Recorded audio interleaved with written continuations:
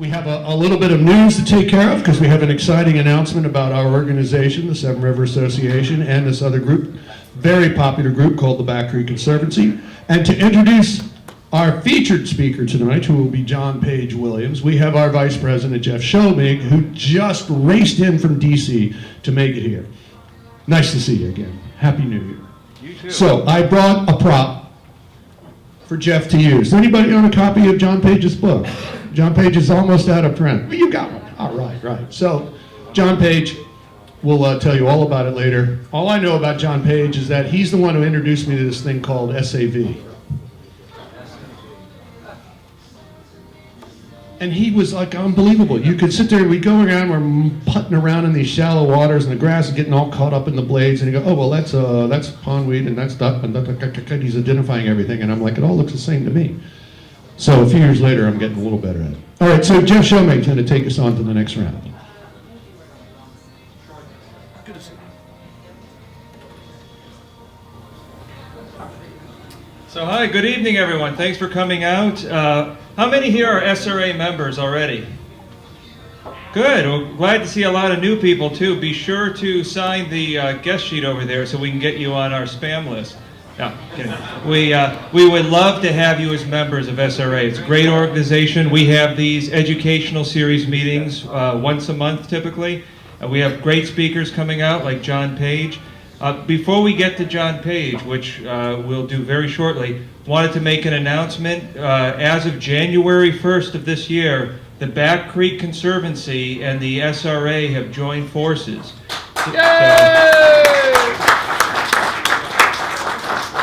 And I would like to particularly thank David Barker, who is here, who is the past president of the Back Creek Conservancy, for making this happen. I think this is a tremendous news for the river. It's exciting for SRA and for Back Creek. Back Creek is now going to be a committee of SRA, and we hope that this is the beginning of a model for SRA to have sub-watershed specific committees to really focus on the watersheds of our creeks, which is where a lot of our pollution originates. It's also where a lot of our good fishing and fish habitat is. So we hope this is the beginning of a terrific trend for SRA. Now, regarding our featured speaker today, so John Page Williams really needs no introduction, but he certainly deserves an introduction. You don't need to do it anymore. Yeah. Oh no, I'm going to do more. This roast is going to go on for a while. Yeah, this is unstoppable. The momentum is too much. So, John Page Williams is the senior naturalist for the Chesapeake Bay Foundation, as I think many of you know. We are also fortunate to have him as a Severn River Association board member and a member of our science committee. And I first met John Page probably in 2004, I believe it was, and normally with a person of John Page's stature, someone like me would reach out to him. He actually reached out to me through the Tidal Fish Fishing Board, as I think some of you are familiar with, and there were some spirited conservation discussions going on there, and John Page asked me to talk with him and come out with him on his boat for a fishing trip. And that was the beginning of a series of very fortunate events for me personally, as John Page has taught me much more about the river than I could have possibly learned on my own in several lifetimes. And he's going to share some of that with us here today. Just very briefly, for those of you who don't know John Page or aren't as familiar with him, I actually, as long as I've known him, I've actually had to write down a few of his accomplishments here. I'm not going to go through all of them because we only have one evening, but first of all, John Page is author of several noted books. I think one of the more fascinating ones to me is his book on the John Smith Water Trail and John Smith's efforts in discovering the Chesapeake Bay. It's a fascinating book. I recommend it. He's also written Chesapeake Exploring for Chesapeake Magazine, the Chesapeake Almanac, and the book that you just saw before, Exploring the Chesapeake in Small Boats. And he does boat reviews for Boating Magazine.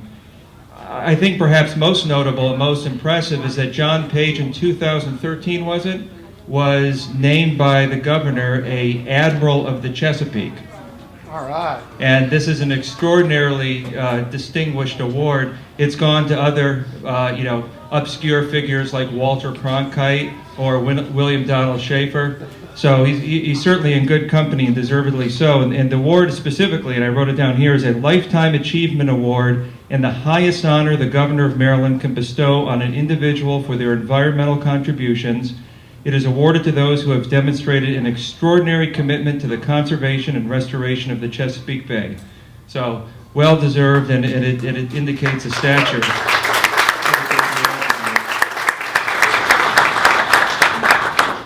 So I'll just end by stealing a joke that Will Baker, the president of the Chesapeake Bay Foundation, said the night that John Page was awarded the Admiral of the Chesapeake. And he said that there are 17 million people in the Chesapeake watershed, and John Page knows 16 million of them. And I think that's about true.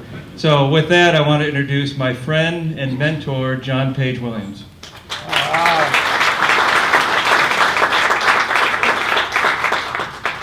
There are more than 100 admirals, for what it's worth.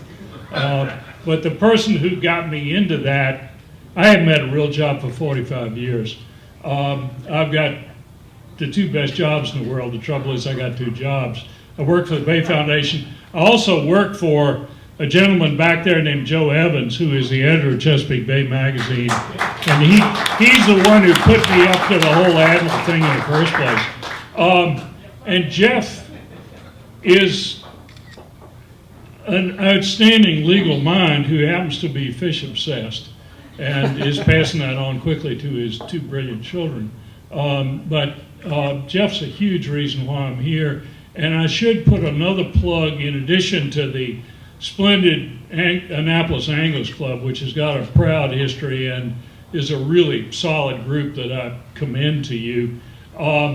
The other thing that brought Jeff and me together was the Severn River Rod and Keg Club, which is a legitimate club with a very solid history of river rats deeply committed to the river. And fortunately now we are beginning to draw both the Annapolis Anglers Club and the Rod and Keg Club together with the Severn River Association and the Back Creek Conservancy. And that's the way it ought to be. The anglers that I know in this area really care about water quality and river health because it's all about fish habitat and crab habitat. And for you all at large, yeah, that's why we're here. So that's what this is about. With apologies, there are at least a dozen people in this room who've seen most of this presentation before. So we'll just see what we can do with it. This is a PowerPoint that got put together originally by CBF's splendid, now retired fishery biologist, fishery program director, Bill Goldsboro. And I've been able to tinker with it a little bit and then put it to work, and I'm delighted to be able to run with it with you all this evening. How well can you all hear me if I speak without the mic? Can you hear me in the back? Yep. All right. I'm going to roam around then, if that's all right. I've got an outdoor voice. That's pretty much anybody who's ever run field trips for the Bay Foundation has got some decibels. But please let me know if you see my lips moving and you can't hear what I'm saying. But it's going to be easier to work from over here. I can pull a projector over, and I've been given this very high-tech pointer, which I may use with the slides a little bit. Coral reefs. No, the Chesapeake does not have coral. It's got some cousins of coral, but the idea is apt because it turns out that the eastern oyster really provided the ecological equivalent of coral here in the Chesapeake. We might have protected them better if they were as colorful as coral instead of, you know what color oyster reefs are. They're gray and brown and tan, 18 different shades each of gray and brown. Even our anemones are just little tan balls of live tissue. We've got anemones. How many of you knew we had anemones here? Okay. They're part of the whole thing. But this is, I would ask you to stick one phrase in your mind about these reefs. We refer to them as live bottom. That's what we're talking about here. Chesapeake, Great Shellfish Bay, yeah, maybe. I mean, that's a little bit apocryphal, but we'll take it. The bay is actually named for a tribe of Algonquian Indians that lived in what is now the city of Chesapeake, down south of Norfolk, between Norfolk and the North Carolina line. It is a large area that was originally a county. But Chesapeake was the name of that tribe there that the Jamestown colonists first found, and they'd been told about it by Sir Walter Raleigh's people in East Carolina. So the bay got named by that native tribe all the way down at the mouth of the bay, but it got tagged for the whole shooting match, the whole body of water. Great Shellfish Bay, the abundance of oysters is incredible. There are whole banks of them, so that ships must avoid them. They were hazards to navigation. And in a minute, you'll see that with great pride, they became hazards to navigation again in a few places in the early 90s, and that continues. But it's a very slow process. This bay was loaded with three-dimensional oyster reefs when the English first appeared. The eastern oyster is a reef builder. It's got a special life cycle. Males and females in close proximity to each other simply spray eggs and sperm out into the water. And fertilization is always stronger when they are in close proximity to each other. And over time, they built three-dimensional reefs, and I'm talking millennia. Over the years, over the millennia, they built three-dimensional reefs with their shells in the same way that corals do in the tropics.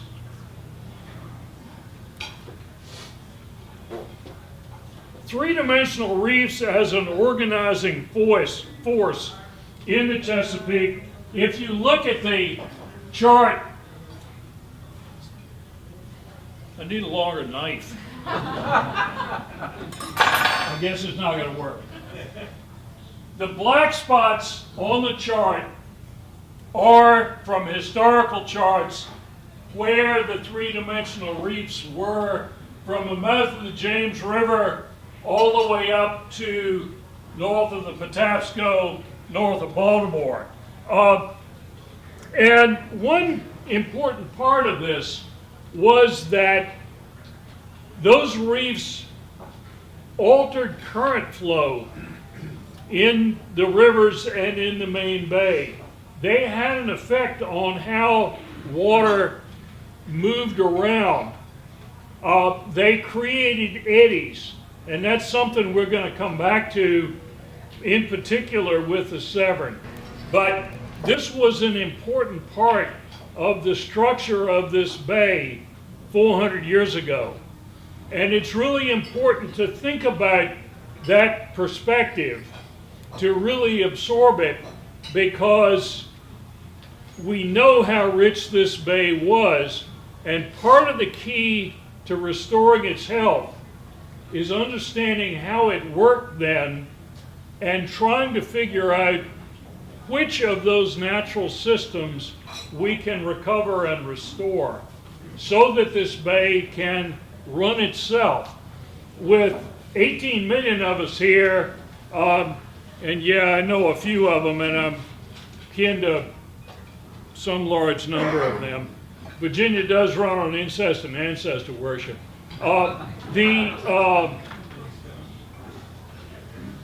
with 18 million of us here, we pretty much got to do some engineered solutions, like what happens to runoff from roadways and what we do with wastewater treatment. But the more we can pull back some of these natural systems and allow them to grow again, the better off we're going to be. And what we're talking about is natural systems that can run on their own. That's part of what we're about here, and that's part of what oyster restoration is. What changed those huge three-dimensional reefs really was the introduction of the dredge from New England in around 1810. By that time, people in the New York Bight, especially the mouth of the Hudson, southern New England, Long Island, had depleted all their oyster beds up there. And they came down here with a new tool. The only harvest gear that had been used before that was either the native system of simply going out to a reef, pulling your boat up on the reef, getting out, walking around, God knows what they had on their hands or their feet, and picking up what you wanted. During the 17th and 18th century, people also used shaft tongs, but the limit, what that meant, among other things, was that they were not really harvesting except on a spot basis and not much deeper than, 25 feet, maybe 30. I don't know if any of you all ever tried or seen anybody work 30-foot oyster tongs. You better be built like a linebacker to do that. So harvest pressure in the Chesapeake up until 1810 was very modest. The dredge was so effective immediately that within a handful of years, both Virginia and Maryland had banned them. And no, nobody was power dredging. This was 1810, 1820. That was dredging under sail. And dredging, what they were able to do with schooners, big, powerful boats under sail, was pull dredges that could go down and work the deep reefs in the Chesapeake. We're talking 20, 30, 40, 50 feet deep. In other words, to harvest oysters that had never been touched before. Virginia and Maryland saw the danger and they banned them. And then our country went through a convulsive period for the next 40 years or so. And we would call that the war between the states. We would call that Civil War. And once that got settled, in the late 1860s, somehow the political climate changed and dredging was legalized again. And it took off like a rocket with serious consequences. It led to an oyster boom. Goldsborough's notes, due to a different political climate, post-Civil War era, dredging was legalized. The efficient harvesting led to an oyster boom that spawned a huge industry. A period known as the Oyster Wars ensued, in which dredges fought with tongers, Virginians fought with Marylanders, and everybody fought the oyster police, the oyster navy, which was the beginning in both Virginia and Maryland of Marine police. It was boom and bust. It was Wild West. There are some wild stories about this time. You see the pile of shells from the Shuck House in Hampton. You could have seen photographs of piles like that in Baltimore, in Crisfield, all over the Chesapeake. Oysters were common food, and we harvested a lot of them. This is an interesting graph. The left-hand edge, if you can't see it, is 1800, and the right-hand edge is 2000. In the first section, with 3,275 tongers licensed in Virginia and Maryland, you see the beginning of the curve. It starts to go up, going up to 1865, post-Civil War. And then it explodes with the beginning of dredging. And the other number that you may not be able to see above that is that at the peak, there were 700 dredge vessels working the reefs. Note that number, stick that in your head. 700 vessels produced those peak harvests, which were up in terms of, well, that's in metric tons, but it worked out to something like 17 million bushels of oysters harvested in Virginia and Maryland. The peak is 1884. That's a big number. But then, beginning in about 1890, you see the curve start to go the other way. And you tell me, is it gradual or steep? Yeah. And that reflects a harvest in that period of 11,000 hand-tong and patent-tong boats and 6,000 dredge vessels. In other words, what is what we call fishing effort doing? Is it rising, falling, or staying the same? What's it doing, Larry? Is it going up or down? The effort is, well, it went up to that point, but it's going down. Right. What is the effort doing at that point? You are expressing profound disapproval.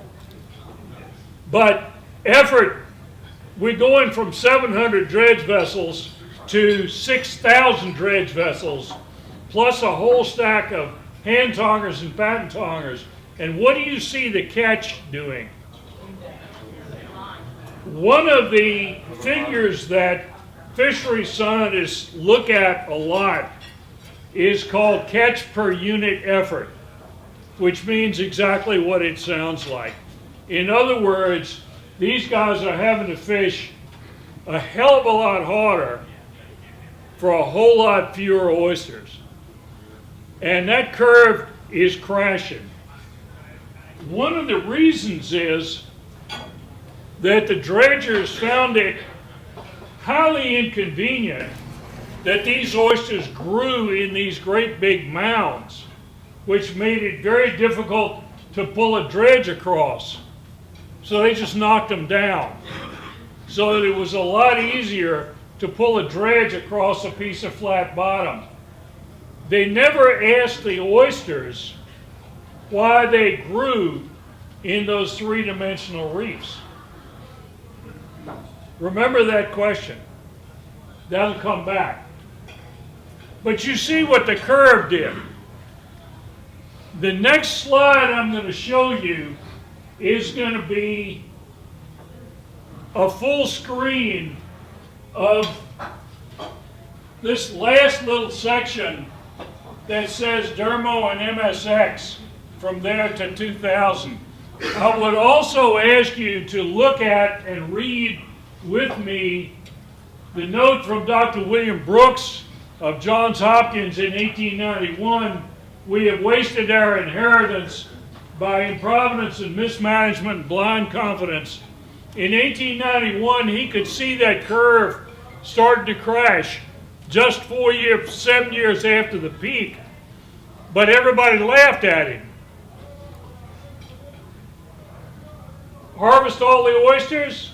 Nah, you could never do that. It's an inexhaustible supply. Yeah, like passenger pigeons and buffalo on the Great Plains. and any number of other critters. Bill Hargis, 1999, Bill Hargis was an iconic director of the Virginia Institute of Marine Science College of William and Mary from the 1960s until about 2000.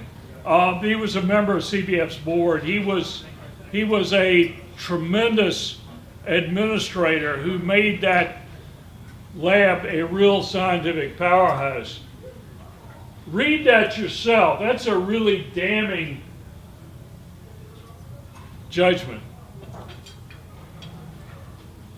When it is gone, it will have taken somewhat less than 2 centuries to destroy what it took 6,000 to 7,000 years to build.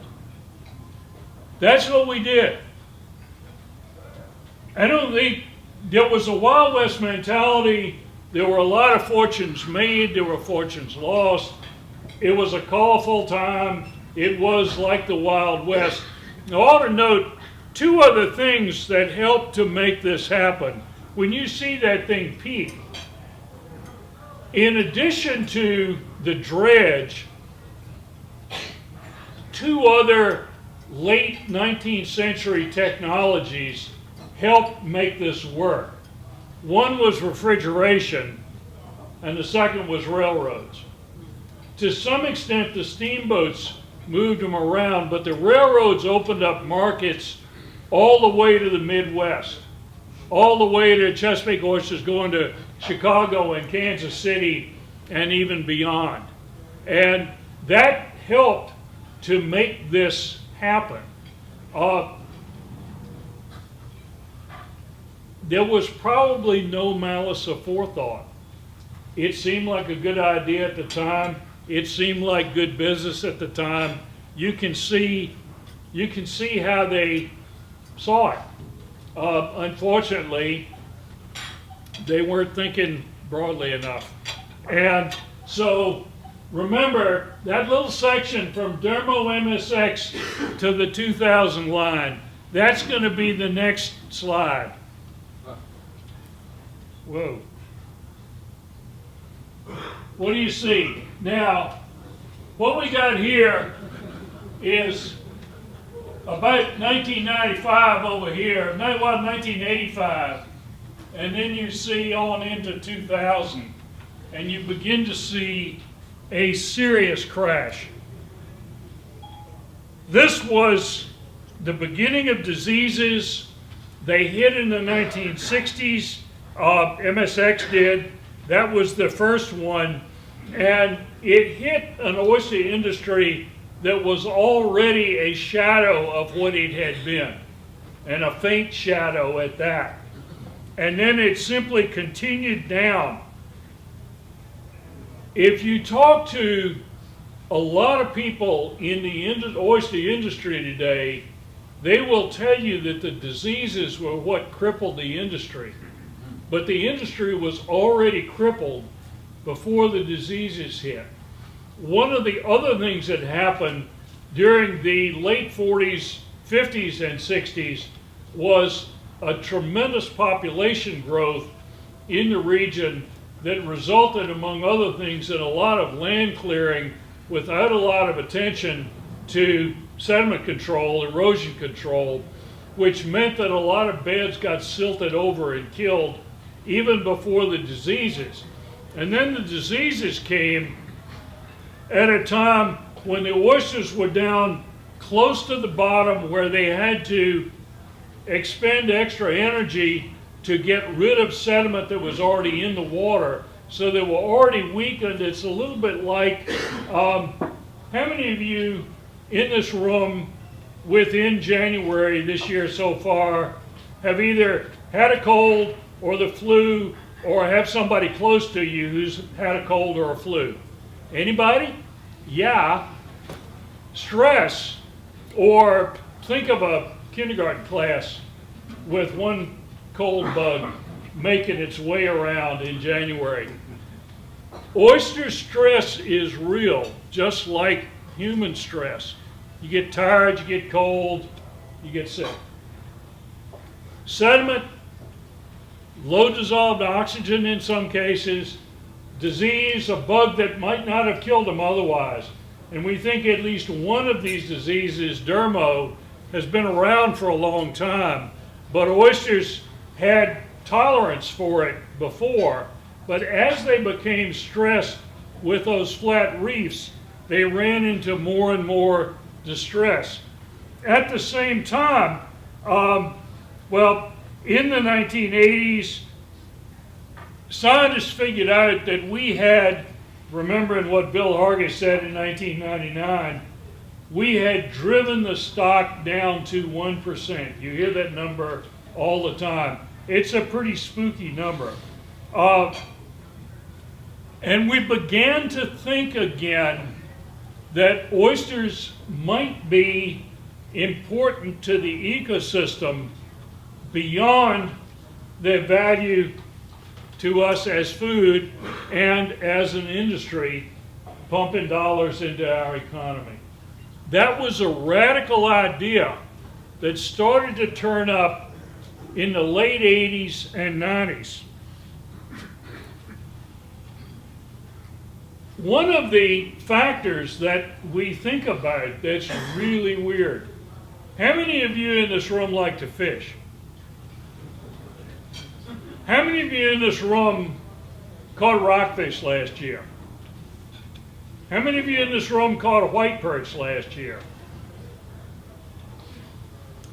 How many of you in this room caught a sheep's head last year? Okay. Where? Florida. I can't hear you, Tom.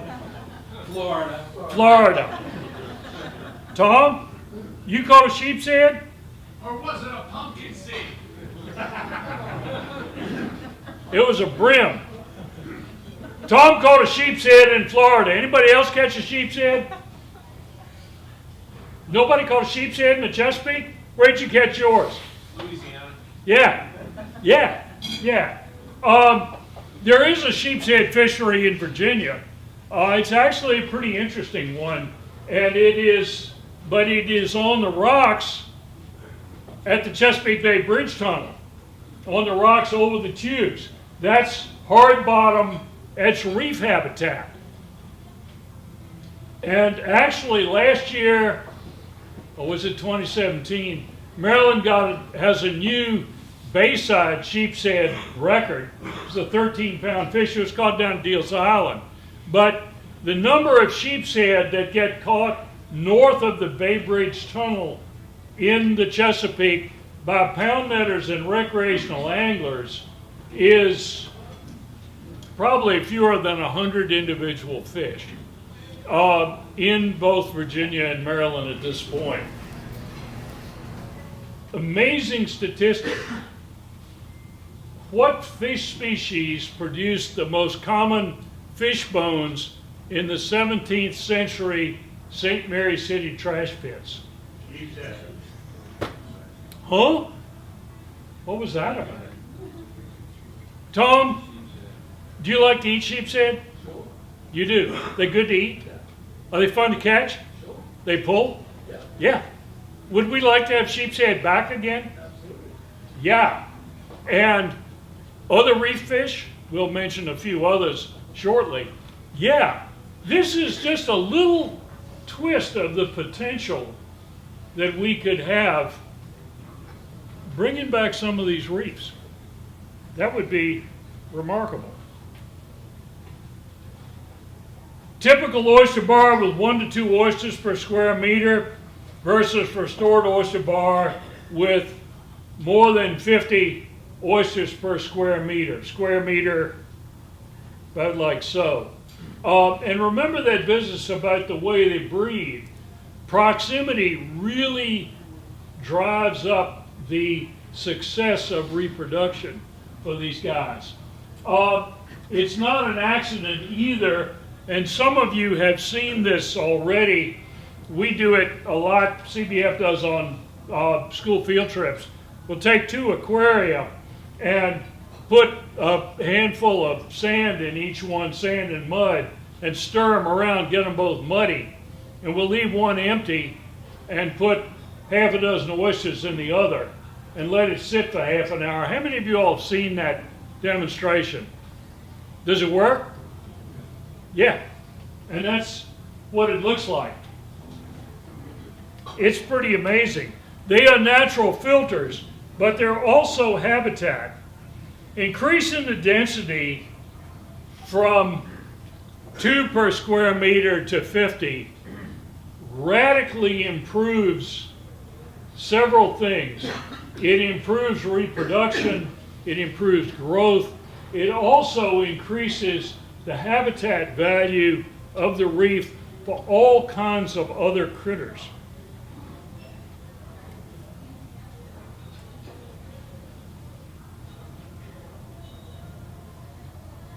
There's a remarkable scientist at the University of Maryland Lab in Cambridge, actually a team of scientists, but one of the lead ones has developed a technique that blends the behavior of larvae, and she's done it with rockfish, with eels, and very much with oysters. The way they actually behave as larvae and the physics of the estuary, how wind and moon and rainfall and tides and currents move water around, so that she is able to blend the behavior of the critter with the movement of water and to model that with a computer. She grew up on the Severn River, for what that's worth. Her name is Elizabeth North. She is a tenured professor at Horn Point. She has worked out ways to model the dispersal of oyster larvae, and we are beginning to be able to use this tool, this computer model, to be strategic about where we invest oyster restoration in the Chesapeake. Another new scientific tool that we can bring to bear, along with a number of culture methods, to bring these oysters back. In the late 90s, the scientific consensus absolutely went to the notion that three-dimensional reefs were essential. Restoring three-dimensional reefs is essential to restoring the health of the Chesapeake. It's not the only solution, but it's a big chunk. I mentioned way back that the dredgers in the late 19th century didn't think about why oysters chose to grow in three-dimensional reefs.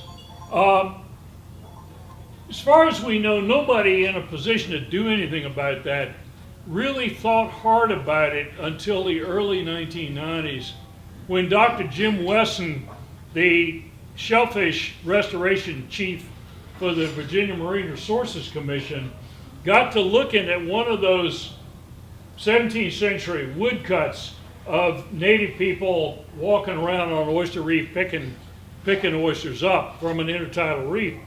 And Jim got thinking about it and thought he's a PhD wildlife biologist who had spent 20 years as a waterman down on the Piantank River in Virginia before he went to work for VMRC. Jim got thinking about that, looking at the woodcut, and a light bulb went on his head. Maybe they grew in those reefs because they liked it. I mean, to the extent oysters think. Think about it. They're up in the water column. They're closer to better oxygen. They're up in the water column where sediment can't settle easily on them, where currents wash over them, and currents bring them food. They're also closer to the surface where there's sunlight that grows the phytoplankton, the tiny plankton cells that they eat. The currents also carry away their wastes, and the currents help to fertilize eggs for reproduction.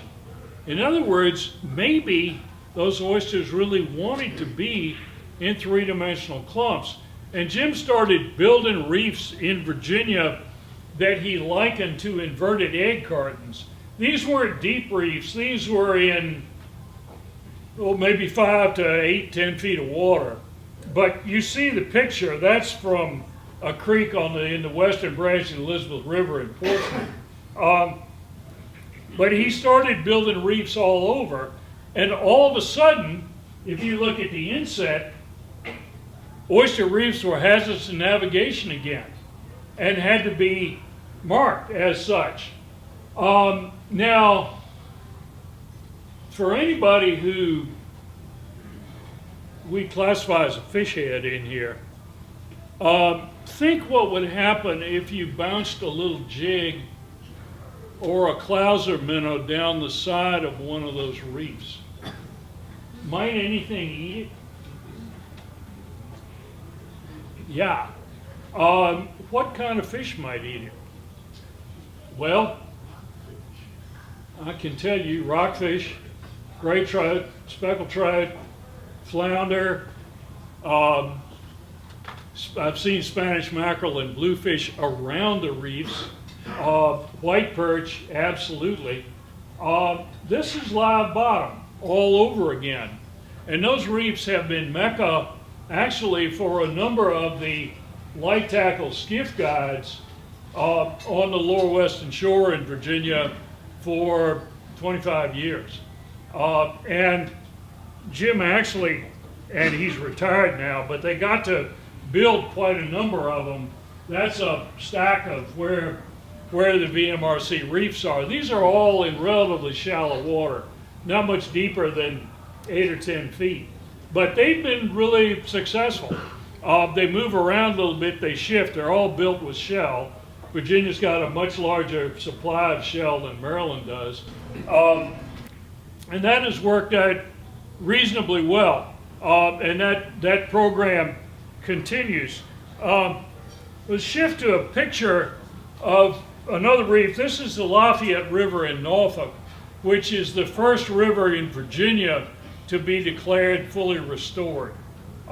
We hit that mark last year, and yeah, the Bay Foundation had quite a lot to do with that one, along with the MRC.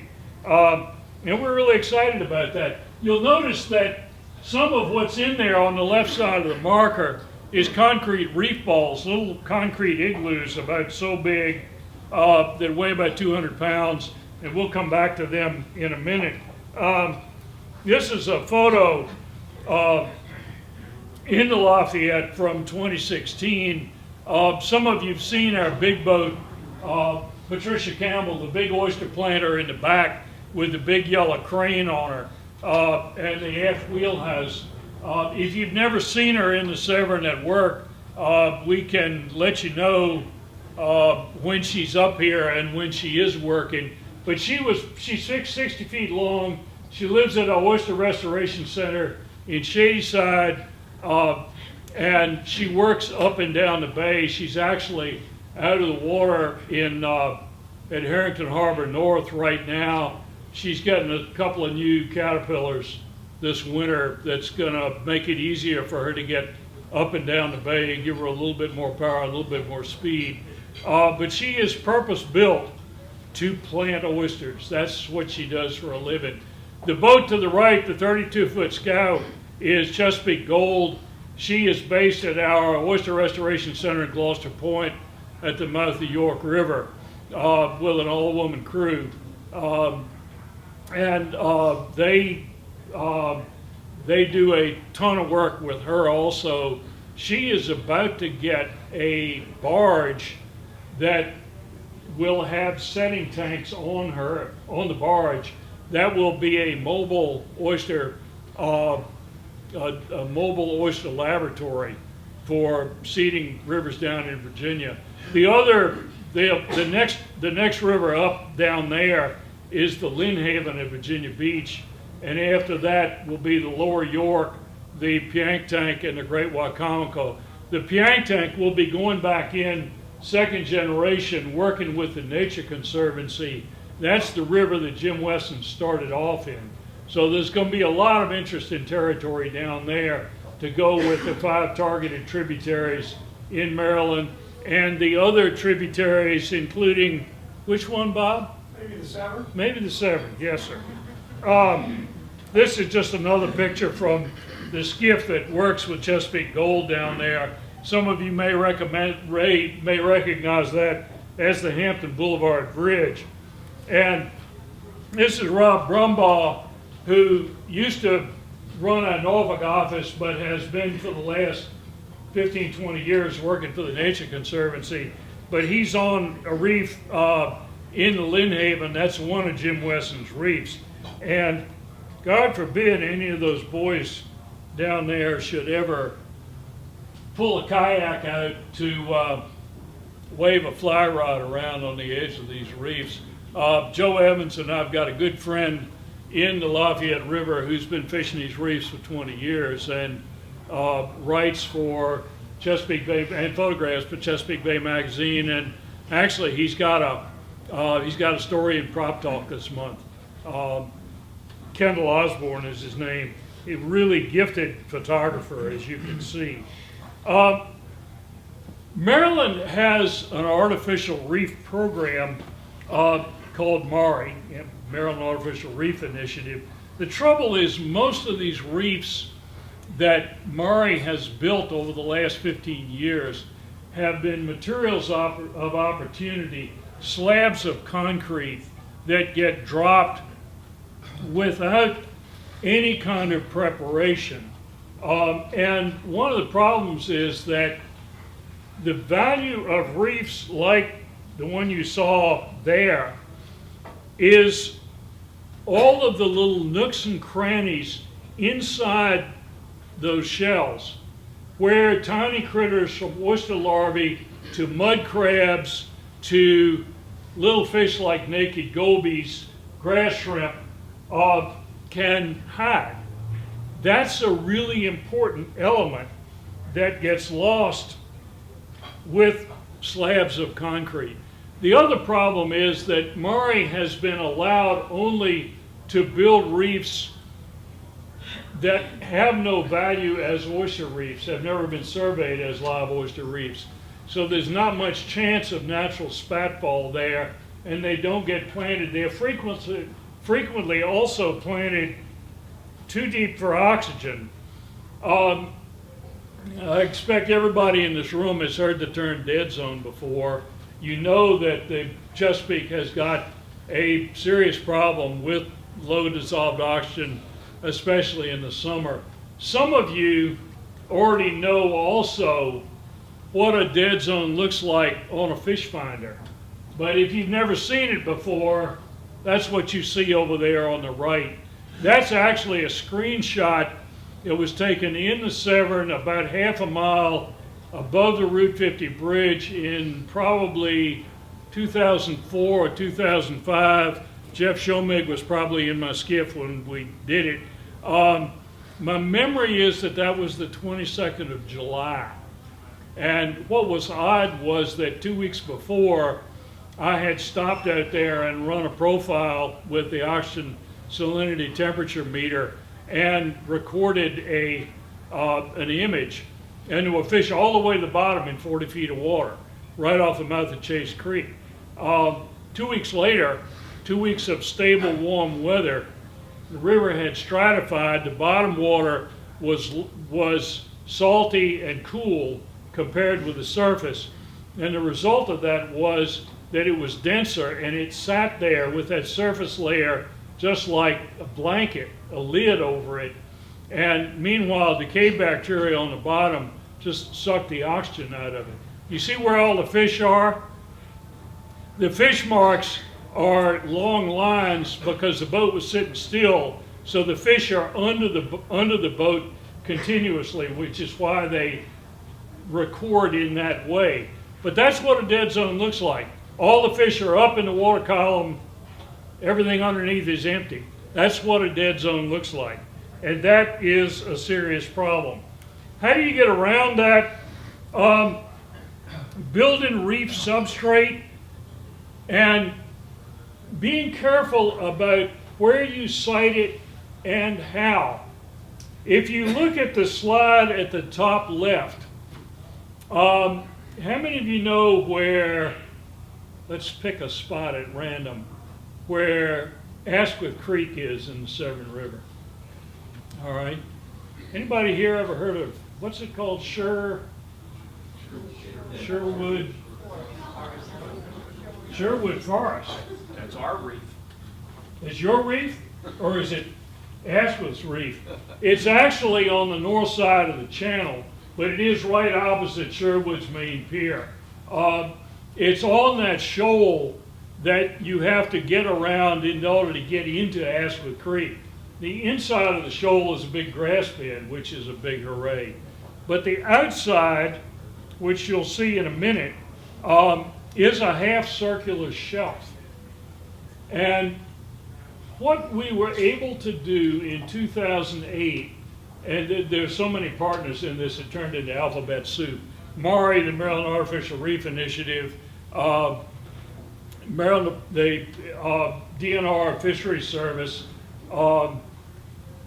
the Bay Foundation, the Maryland Transportation Authority. Guess what they brought to the table? Concrete and cash money to crush the concrete, to pay Langenfelder Marine at Love Point, to crush the concrete to cantaloupe size, get out all the rebar, get out all the asphalt, so that you end up with a big barge with a whole lot of chunks of concrete like this on it, with a barge beside it, a 100-foot barge and a 70-foot barge. The 70-foot barge has got a big steel container box on it with a big cat diesel driving a big water pump with 2 water cannons. And pushing this whole mess that's all cabled together is the towboat that you see. Between the guys on the water cannons and the guy at the throttle at the helm of the towboat, it was really extraordinary. We dropped buoys. Oh, the other partner, terribly important partner, a local fishing club, namely the Severn River Rod and Keg Club. Really. They were a big part of the reason this all happened. We buoyed the 10-foot contour on the inside of the reef at the base of the shelf, and we just set a line. And between the water cannon guys and the guy at the helm of the towboat, they covered that shelf, which is 8 to 10 to 18 feet deep, perfectly without throwing concrete anywhere else. If you ever see anybody running heavy equipment, these guys were artists. It was just incredible to watch them work. So we got a bed of concrete down there. And then Patricia Campbell, our big oyster planter, and Robert Lee, the buy boat, Captain Doug West buy boat that works for the Oyster Recovery Partnership, between them planted 16 million spat-on shell on that 3-acre reef. And that's the standard set by the Shellfish program at NOAA's Chesapeake Bay office in Eastport. That's the standard that they use given what they know about survival rates for spat that are set on shell and set down in a situation like that, where the concrete provided some of the 3-dimensional structure along with the shelf, and we planted a veneer of oyster spat on there. But that concentration, 5 million per acre, is designed to produce that target of 50 million live oysters per square meter several years down the pike. Did the oysters love this? Oh yeah. You see the reef balls there. We'll come back to them in a minute. But what you see in the middle, reef substrate, is what that reef looks like if you put a camera down there. And we actually had a rod and keg meeting out there in which one of our number, who is a diver, went down with a camera and swam around looking after the concrete had gone down. Did the oysters live? Did they love it? Did they grow 2.5 inches the first year? Are there 6-inch oysters down there now? Can you see them today if you go out there with a decent sonar? Can you see clumps on it? Oh yeah, absolutely. That's what you see, shall we say, in the crook of the Christmas lights up there, as that sort of ham bone shaped reef just to the left of the Christmas lights with Asquith under it. Anybody in here fish that reef? Yeah. Anybody here catch fish off that reef? Yeah. It's a sweet place. Everybody knows it's there. Most people who fish the river know it's there. Is it still producing fish? Oh yeah. Oh yeah. Why? Because we put live bottom on it. It works. This is made to order. If you look at that, it's right in a narrow slot in that channel with all of Round Bay to the west of it. You ever seen water move through that slot with a good cold front and a northwest wind sliding through there? Yeah, they've got current. They got a lot to eat. Those are really happy oysters right there. Are there other places in the river? Some of you all have seen this, and if any of you don't have it, if you email me, I can send you a PDF of this. And if I see you on the river, ask me for one, and if I've generally got half a dozen laminated copies of this on my skiff, and the price is good stewardship of the river. I'm delighted for you to have them if you want them. I just laminate them at the office, but you can have the PDF and laminate it yourself. This one goes back a little ways, but basically all of those red areas are shell that Rick Younger found when he did that survey in February of 09. And almost all of them have been tinkered with in some way or other. One of the best, I can't reach this one. How many of you went to the planting in, when was it, July? On, what was that, Whitcomb extravaganza on the Watermark Tourist boat with Robert Lee planting on Weems Upper? That's right here, right in front of Wardor. Anybody ever fish that reef? Mark it well. If you don't, if you haven't, did you catch fish? It's beautiful. It's beautiful, and it's got a lot more. Actually, I've got to go ahead and run a renewed sonar chart on it probably next month if we can get a day that's fit, because it's got a whole lot of new relief on it since those oysters got put on there. How many did they put on, Bob? 46 million? 46 million. It's a pretty good slug. And then the other batch went on to Peach Orchard over here between what's left of the old railroad bridge and Manresa.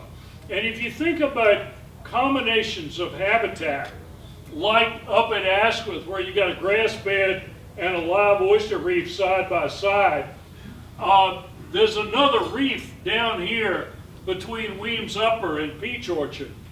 Anybody know what it is? Yeah, it is. But they pulled it all out, didn't they? Not hardly.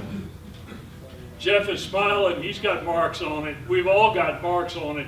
The railroad bridge is a dynamite reef. There's nothing down there any closer than 10 feet to the surface. But if you look at it on a scope, and especially if you've got a side scan, it's a junk pile.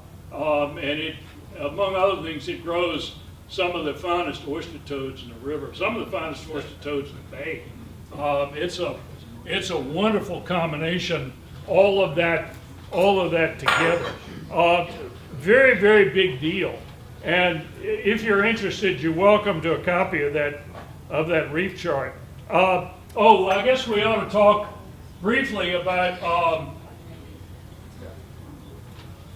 this one right here, which some of us refer to as Captain Pike's lump, after Captain Bill Pike, the perch professor of the Severn River, the late Captain Bill Pike. But it is known in the Yates Bar as Trace's Hollow, and it is known to Bob Whitcomb as what? It's the NGO reef. The NGO reef. MGO. MGO as in? Marylanders grow oysters. Right. And what is the organization that oversees that MGO project? That's all right. Yes, sir. How many of you in here grow oysters for SRA? Good show. Reef balls. Reef balls are another way. You saw them down in Lafayette. We've done a lot of work with them in a number of places, actually with another partner, the Coastal Conservation Association, sport fishing group, that a number of us are very much a part of also. We use volunteer labor. One of the things that various businesses and clubs can do is volunteer at our Oyster Restoration Center in Shadyside, making reef balls and helping with everything from setting them up and getting them into setting tanks to actually planting them on Patricia Campbell. Very, very big deal. And as you can see, volunteer labor that we can count at the federal rate of $18.25. I beg your pardon, $22.55. We can use that as match for any federal money, any federal grants that we use to plant oysters. One of the best examples is the Cooks Point Sanctuary Reef that got built basically between 2010 and 2015 with CBF and what is now the Dorchester Anglers Club, the Dorchester Cambridge equivalent of the Annapolis Anglers Club, formerly the Maryland Saltwater Sport Fishing Association. Those guys did a tremendous job with that reef ball field. It's out in the mouth of the chop tank. It's no secret where it is. It's one of the reefs that is part of the Rod and Reef fishing tournament that CBF and CCA Maryland run jointly in September every year. That's based on fishing restoration reefs, partly because the Department of Natural Resources is really interested in knowing how successful these reefs are as fish habitat. That does raise another issue. For all the money that we spend raising oysters and planting them, had we better figure out whether this works or not? Oddly enough, at the beginning, say 2000, 2002, 2004, there really wasn't much money available to answer that question. Today, fortunately, there is. I mean, if we tell you that oysters grew 2.5 inches on Asquith the first year, how did we know that? The answer is trained divers. And some of you all will remember, what, Tom, 18 months ago when Ken Painter came here and did another oyster presentation. Dr. Kennedy Painter from the University of Maryland, who runs a small outfit called Painter Labs. Painter spelled with a Y instead of an I. As far as I could tell, it was Ken's excuse to buy a 36-foot Grady White Express cruiser, which he set up very effectively as a year-round, almost all-weather dive boat with a trained team of certified scientific divers. And they do the monitoring for all of the reef restoration work in Maryland. Serious, serious business. And solid data that tells us, yeah, it works. How well does that reef ball field in the chop tank work? Well, this is one little photo of the late Clint Waters, longtime president of that fishing club.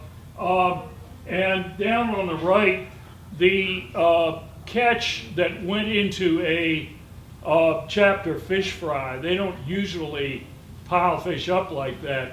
What's really important there is that there's 7 species in there.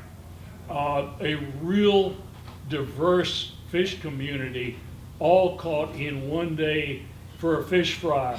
One great big black drum, but also notably a smaller black drum next to it. a couple of legal black sea bass, plus spot, crocus, white perch, rockfish, and a couple of trout. Quite a mix. And that reef ball field has been terrific. The other reef that's part of the another reef that's part of the Rod and Reef tournament that club was part of is the Bill Burton Reef, which is under the Bill Burton Fishing Pier beside the Cambridge Bridge. The other reefs in that area are in the Trad Avon, one of the Maryland targeted tributaries, Harris Creek, the first tributary to have its reefs completed, and then the Tillman Reef, which is a large DNR reef outside of Tillman Island that has got, among other things, a number of reef balls planted, spat-set reef balls planted by that partnership of CCA Maryland and CBF. That's been a lot of fun. Actually, winning the Rod and Reef tournament is dependent partly on how big your fish are, but first and foremost on how many species you catch, which is a really big deal. What does a really mature reef ball look like? That's a reef ball that got put down in Tangier Sound in 2003 by Maryland Environmental Services without any oyster spat set on it. That's natural. Now, down there in Tangier Sound, they've got a huge benefit of having natural spat set. But that's the community that grew on that reef over the course of 11 years. And what you see to the right is a bar graph of the diversity of critters that lived around that reef along with the oysters. This is what live reefs look like, and this is where we're trying to get. These are a couple of photos of some stuff from the Cooks Point reef ball field. The left-hand screen, lower left is a GPS plot. The top left is side scan, and you can see fish off to the side as little white dashes. And then on the other two screens, the top screen is at 800 kilohertz, very high detail. The bottom screen is at 200 kilohertz and shows the strength of the echoes coming back. What you're looking at is a massive school of 16 to 22 inch rockfish and 10 to 12 inch white perch. I was forced kicking and screaming to drop a photographer and a reporter on Patricia Campbell and then leave the big boat for 15 minutes while they interviewed the crew and took pictures on board. So I went and wandered around the reef balls, and yeah, that's what I saw. And God forbid I should have fished in there. Yeah. Yeah, we had supper. When I picked him back up again, his supper was in the cooler, but we did go back. That's what it can look like. That's live bottom restoration on the hoof. That's what we're trying to see. There are also some opportunities for coastal resilience, for dealing with erosion, we're still exploring that. You saw some of the pictures in the Lafayette River. We're doing a little bit of work down there. We're doing a little bit of work in Lynn Haven. We don't know what the possibilities are going to be coming up. One thing I do know, out at CBF headquarters at Bay Ridge, we've got offshore breakwaters in front of our place that have got chunks of marine limestone set with oyster spat on the outside edge. They've been out there 12, 14 years, and there are some oysters still out there on that, but there are also a lot of hook mussels that have come in. Hook mussels are very, little brown mussels are very important parts of the reef ecosystem too. And yeah, there are fish all over those breakwaters in the summertime. Yeah, that's the secret. Put it to work if it's useful to you. One project that some of you have been part of more recently is a reef ball operation in the river And I'm going to point, it doesn't show very well, it doesn't show at all on this chart. Let's see if I can reach it. Not quite. If you look at the middle, that creek with two arms is Chase Creek, Winchester and Ponds on the Severn and Joyce Lane. And coming out, you'll see a light green triangle that is one of the charted oyster bars in the river. That one's called Rock Point. Right off the tip of that, if you can visualize it, here's the Route 50 bridge. If you can visualize right off the tip of that, and inshore is the beach for, what's that community, Tom? Winchester and Severn.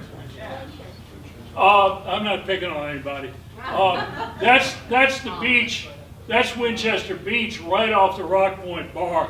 But what I'm going to show you is right off the downriver tip of that triangle. This is a sonar chart that I recorded on my skiff. And here's Winchester Beach showing up there on the shoreline. But this area here, and I'm putting a knife on the bottom edge of it, is an underwater extension of the Rock Point Bar. It wasn't charted as an oyster reef, but it's got shell on it. It's old shell. I've never picked up a live piece of shell, of a live oyster from it, but there is old shell on there. And that area out there in the middle of the river turns out to be really good live bottom in the fall of the year. Its oxygen goes bad in the summer because it's below that magic 18-foot level where the river tends to go hypoxic, that is low oxygen, in the summer. I've been running profiles, oxygen salinity and temperature there for 4 years from April through pretty much Christmas, at taking measures at 1 meter intervals, very similar to the program that Tom is running with Andrew and Diana Muller, that Andrew talked about at the State of the Severn. We've got data from right there that shows how that area works, how thunderstorms affect it, how currents affect it.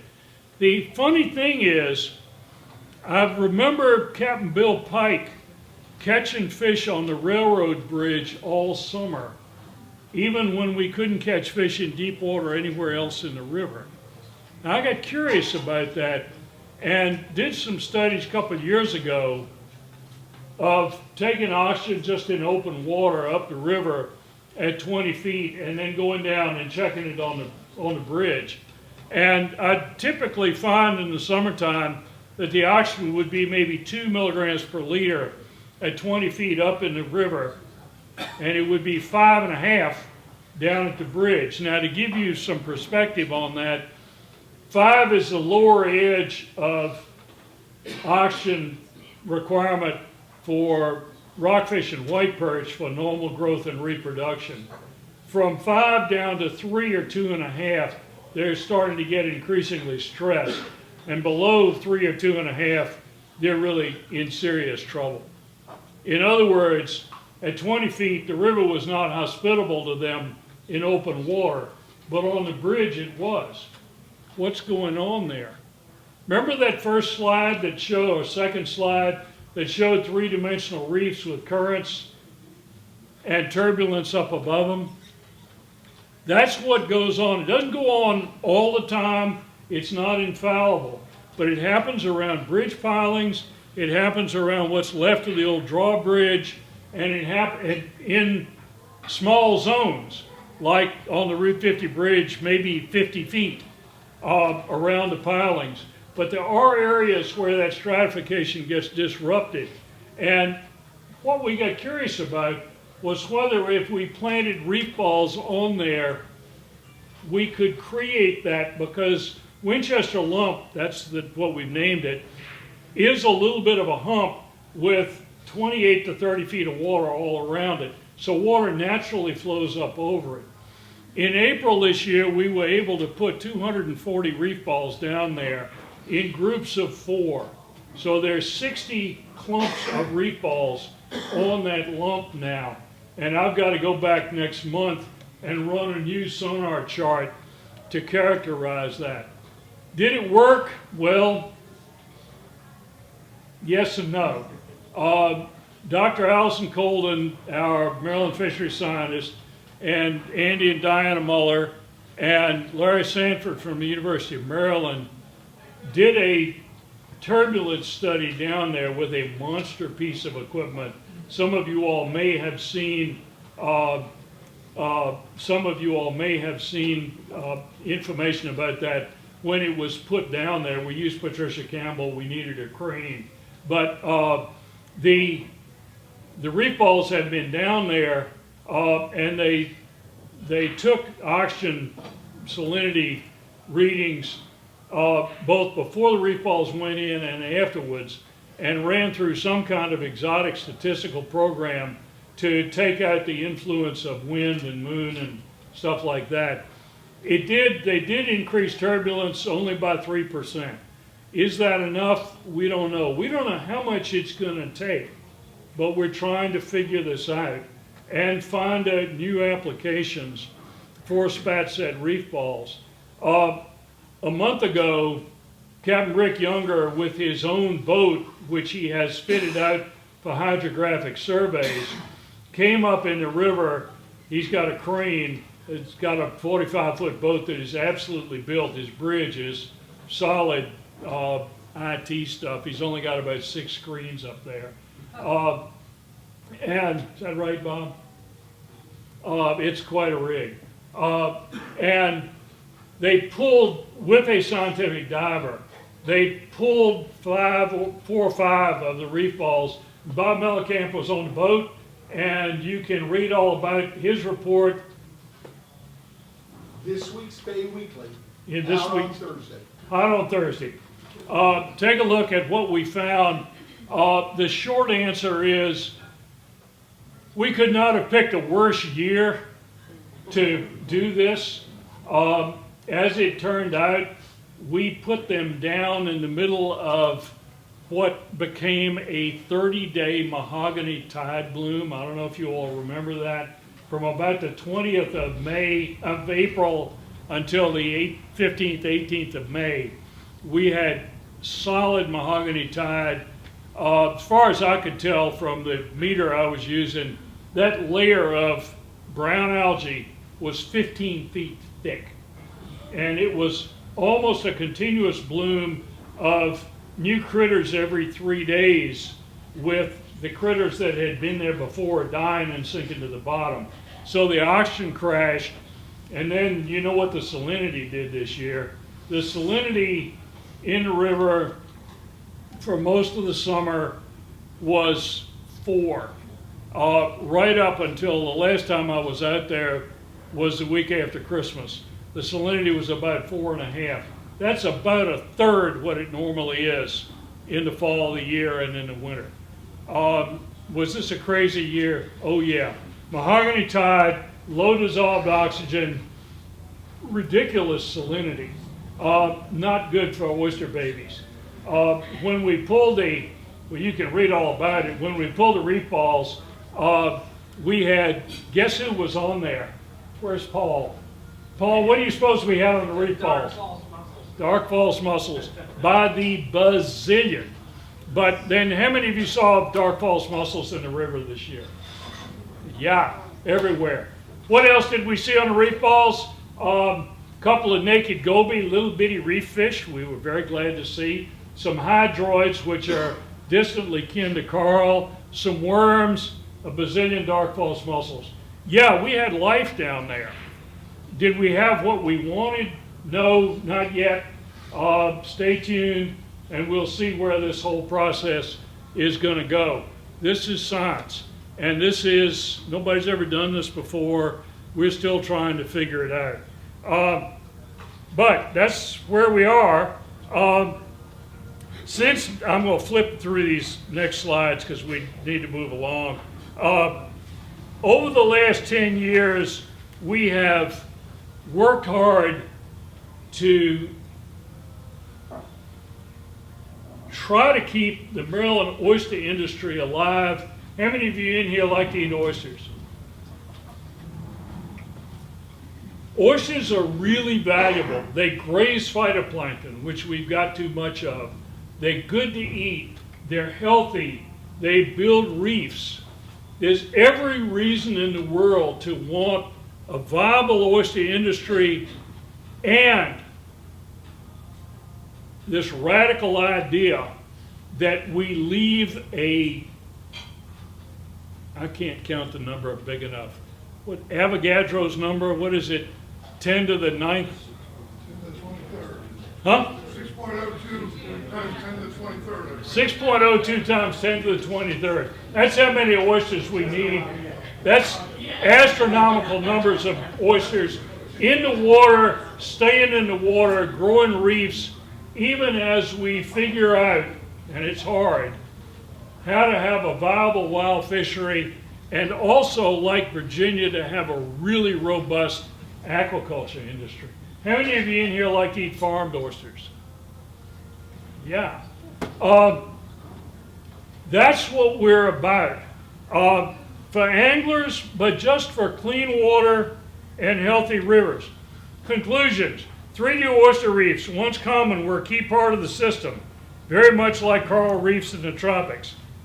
3D oyster reefs were destroyed historically. Bay users have grown accustomed to a flat bay, but vertical relief should be part of restoration. Reef balls are a viable option, one viable option. What can you do? What's number one, Bob? Grow oysters. With whom? Me. Yes, That's all right. stand up. If you don't know this man, Hey, yeah, and Ted. there's two of them. Yeah, Ted Delplane. Contact me or us. Talk to these guys about how you can help. Share your support for oyster restoration by writing letters. If your email is back there under the administration of President Rockenbach, please make sure we have your contact information. We're going to need a lot of voices in the General Assembly this winter supporting the oyster industry in appropriate ways, but absolutely supporting the need for oyster sanctuaries that help to rebuild three-dimensional reefs and live bottom. We need it back if we want healthy rivers in the whole bay, and especially, what's the name of this river? Yeah. What else do you need to do? Volunteer for oyster programs at CBF's Oyster Restoration Center in Shadyside. Number 4, very important, Gene and Rick, Fisheries. And number 5, help recycle oyster shells. Lots of ways to do that, from bins at CBF headquarters to in front of anglers to even the new Starbucks, relatively new Starbucks in Severn Park. Recycle your shells because we use them to set with spat to plant on these restoration reefs. Questions? cbf.oysters, cbf.org/oysters, and also the Chesapeake Oyster Alliance, which is a group of organizations and businesses, both government, nonprofit, and businesses that are dedicated to putting 10 billion oysters back in the bay between now and 2025. Who's a member of the Chesapeake Oyster Alliance, Bob? We're not only a member, but SRA and ORP are partners again on the Build a Reef program. If you get a flyer from ORP called Build a Reef, please donate. We will again put oysters in the Severn this year. And do note, ChesapeakeOysterAlliance.org. That will give you an idea. But basically, it's oyster growers, both commercial and non-commercial, from Baltimore Harbor all the way down on both sides of the bay to the Lynn Haven River in Virginia Beach. Thank you. I'll stick around a little while if you want to talk. Plant oysters. Fishery. Thank you.